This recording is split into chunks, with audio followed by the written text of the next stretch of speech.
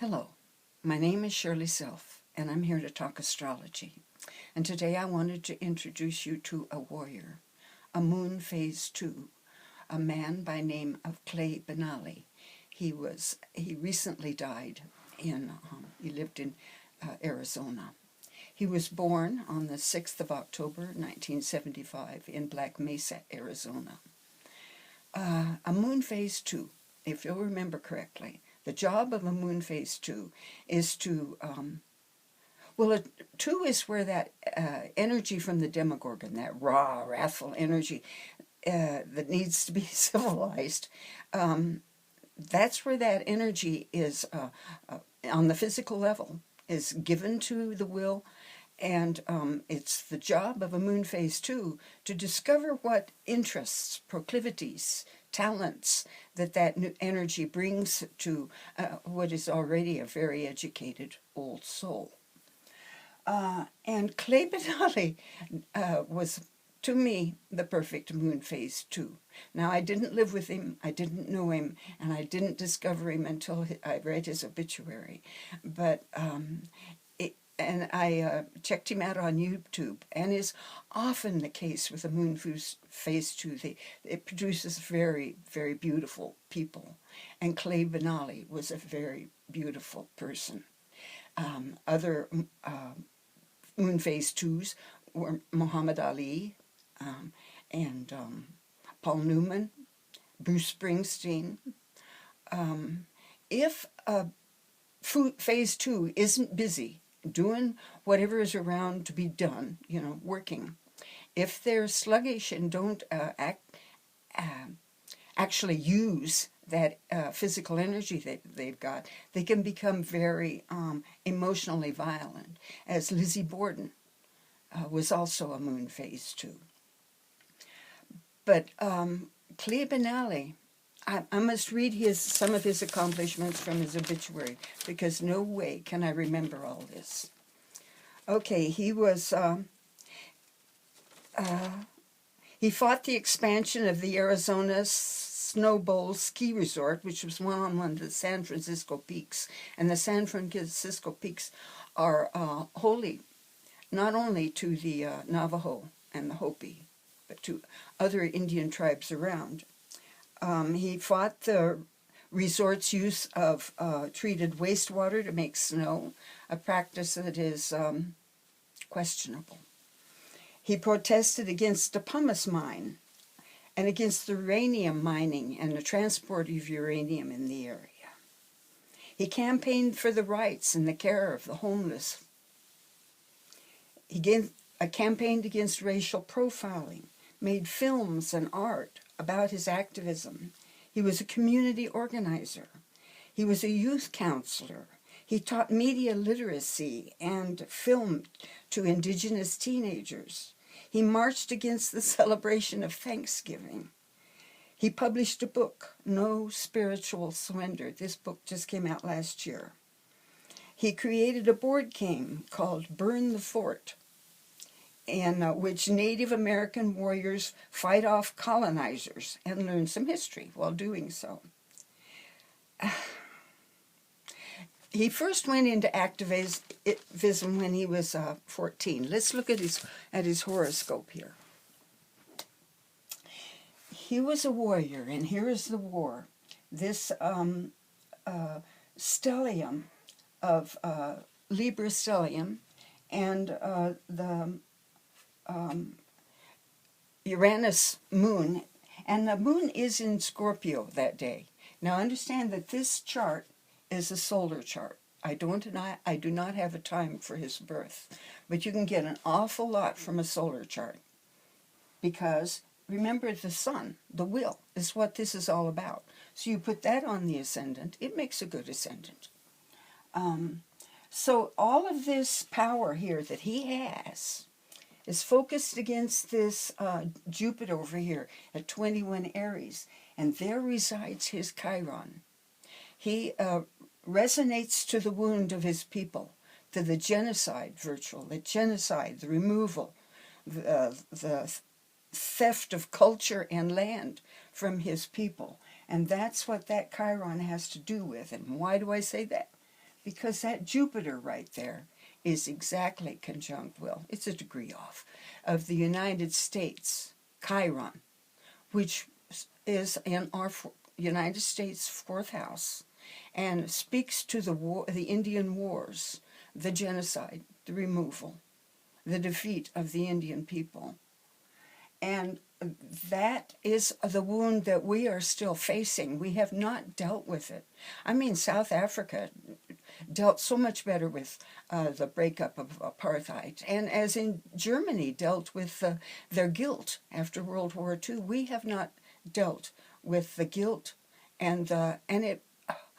Guilt poisons you. Guilt poisons you. And I believe that the United States has been poisoned by this unacknowledged, unrectified guilt that we have about the indigenous population, people who had so much to teach us.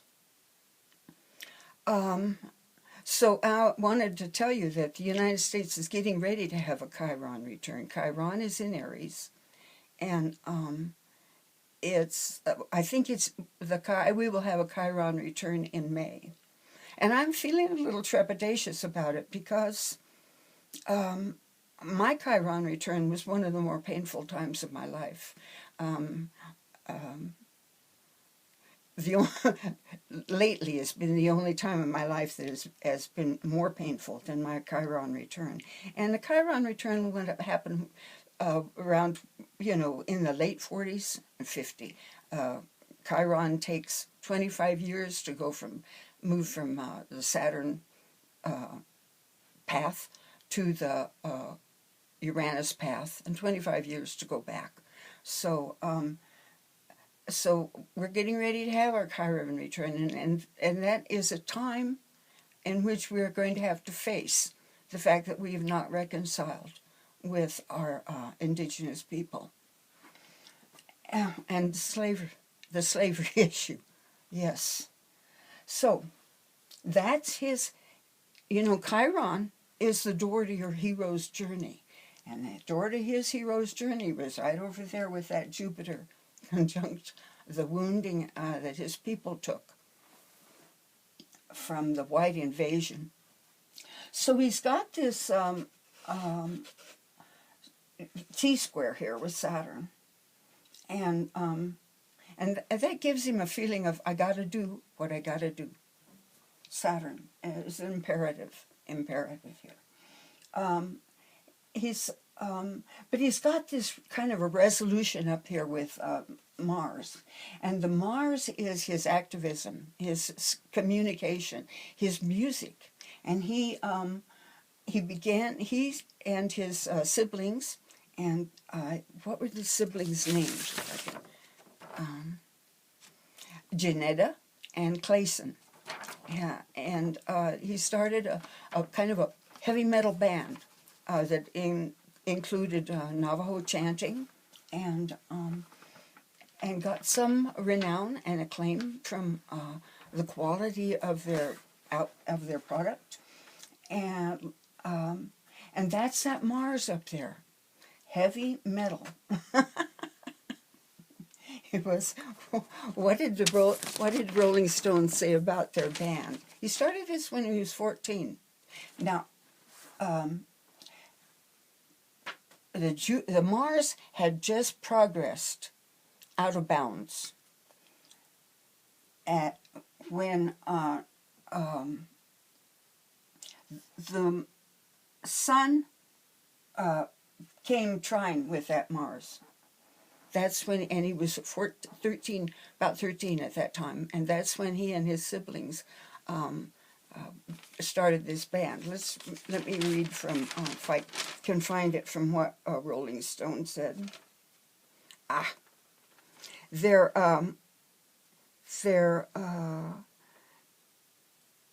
The Rolling Stone touted Blackfire's fourth album, Silence is a Weapon, as pure iron, hardcore matinee protest with jolts of ancient chants.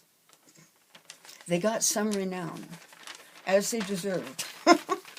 I watched them on YouTube. I was impressed. Now you're saying, oh, what's this old granny loving heavy metal for? Well, some of it I like. For instance, there's a Mongolian band called The Who that I'll watch anything they've got. I love them so much.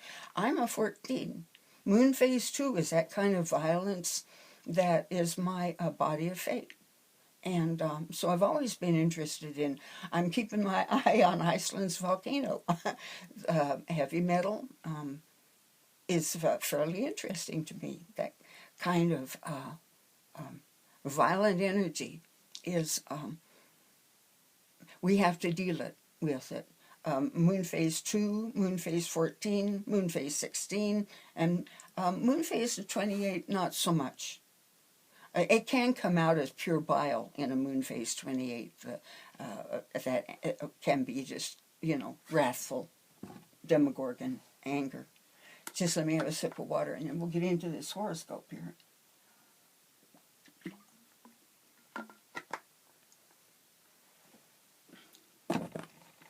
Okay, it's got some really interesting stuff going on, as you would expect.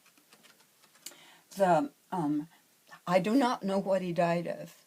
So many of his people, the Dene, were taken out by the COVID. But I don't think that's what, I think what he died of took him a little longer than COVID would have taken to kill him.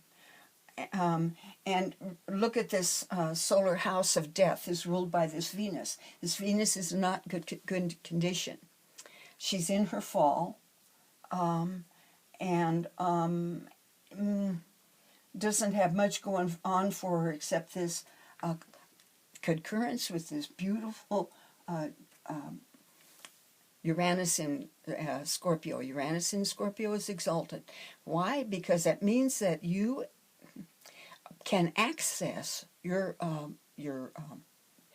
natal power, your Pluto power, Scorpio power, and that accessing that power, is a precursor to accessing your spiritual power. So anyway, so his sun is led by Pluto. Pluto is Oriental. Now another a couple of people I can think of who have Pluto Oriental are Greta Thunberg and Vladimir Putin. And all three of these are motivated by a deep urge to transform the world into something more ideal, better, comfortable, happy. Justice. That's all this guy wanted, was justice. Justice, Jupiter. And let's see what else I got. So so that Mars was out of bounds for many years during the time in which his band grew in capacity and in favor, and that helped a lot. Anything you look at any planet you've got, look at the declinations. Any planet you've got that's beyond 2336, I think is it 23 degrees 36 minutes, north or south.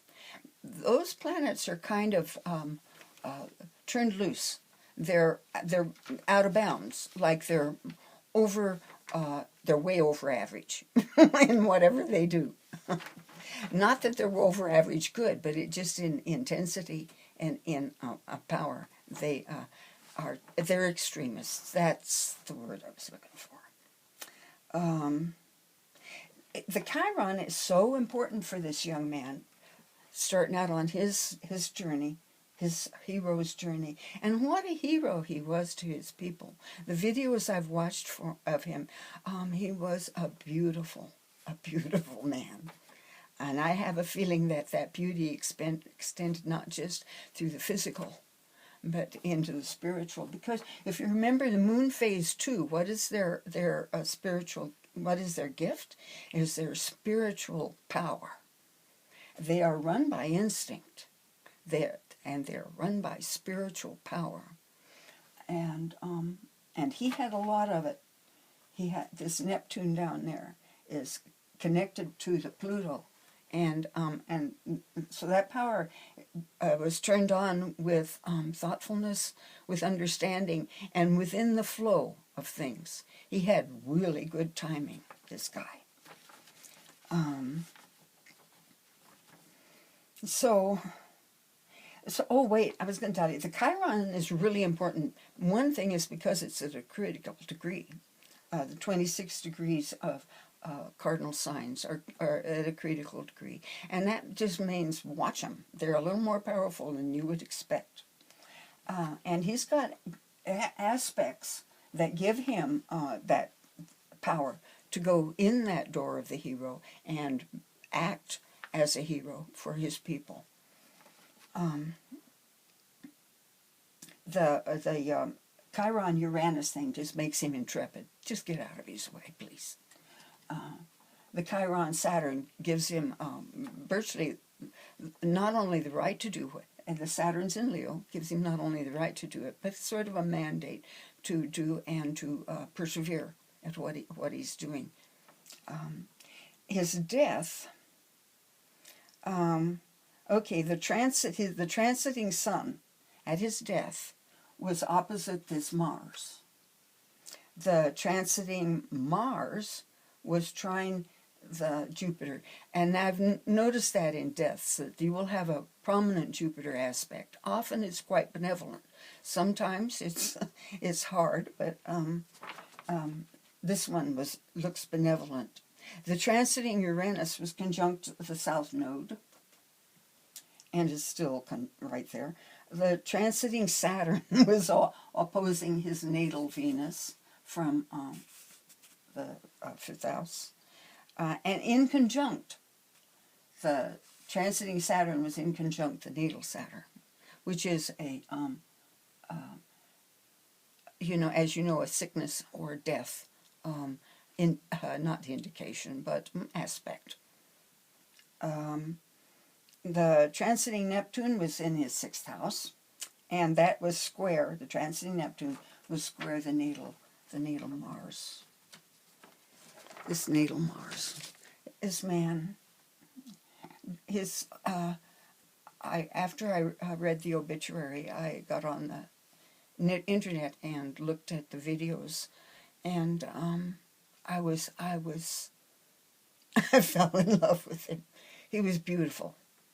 And it's a problem with a moon phase 14 is where we tend to be overly obsessed with beauty. Trump is a moon phase 14, as in overly obsessed with beauty. Anyway, I want to point out, now this moon is going to move. I don't know when he was born during the day. He had to have something really powerful up here. But the moon was in Scorpio all that day, and all of that day it was residing between Uranus and Neptune. Now the moon is called besieged. Any planet that is between malefics is called besieged. Any planets between benefics is benefited by them, definitely. If a planet has just gone over a negative planet, or I hate to call them negative because there's good stuff. It's just hard to grab hold of the good stuff because our tendency is to want to take life easier, and those planets do not let you take life easy. So if your last to be across your moon, for instance, is last to be across a negative planet and moving toward a benefic planet, that means that something bad happened, but now things are moving toward better times. So just that little aside.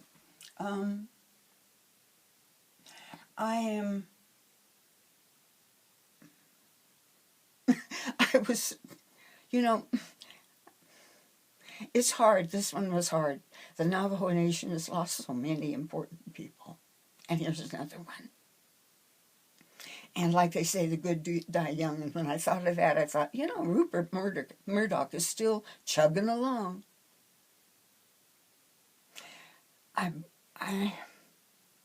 Well, all I can say is we've got to be grateful that we're given people like this.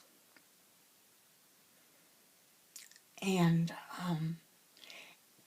bless his soul. I pray that you're doing well.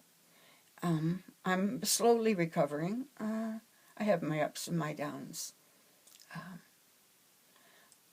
I have realized that I am emotionally exhausted and have given myself permission to just hang out, which is something my husband always tried to teach me to do. Learn to hang out. With the South Node in Aries and 3 planets in Aries, I never learned how to hang out. Even when I'm hanging out, I'm working. I'm doing something. Deep breathing or working on my kegels or something. So, just to get to hang out is helping me an awful lot. Hang out and learn to trust. And the only advice I can give you right now is if you love someone, tell them. Tell them. Talk to you later. Bye-bye.